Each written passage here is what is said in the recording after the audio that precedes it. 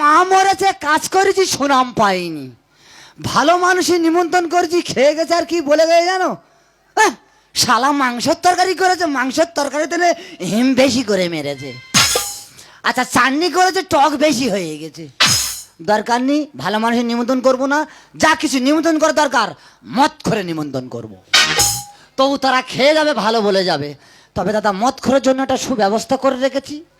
বাংলা মাল রাম আছে আর মুরগির ছাট আছে।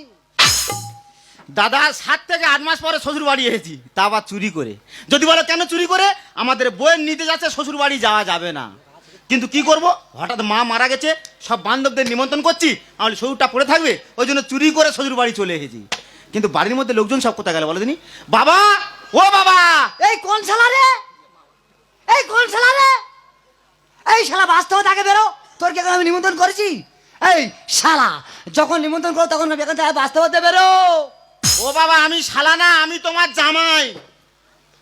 এ বাবা, জামাই ঢুকেছে, বুঝতে পারিনি। 3-4 বার শালা বলে বসে আছি। বাবা ভেতরে, বাবা। এ কি বাবা, তোমার গোলায় দড়ি? আমার তো বাবা মরে গেছে। তোমার বাবা মরে গেছে? হ্যাঁ, কিন্তু তোর গোলায় দড়ি, তোর কে মরেছে? আমার মা মরে গেছে। তোর মা মরে গেল? সরে আয় কি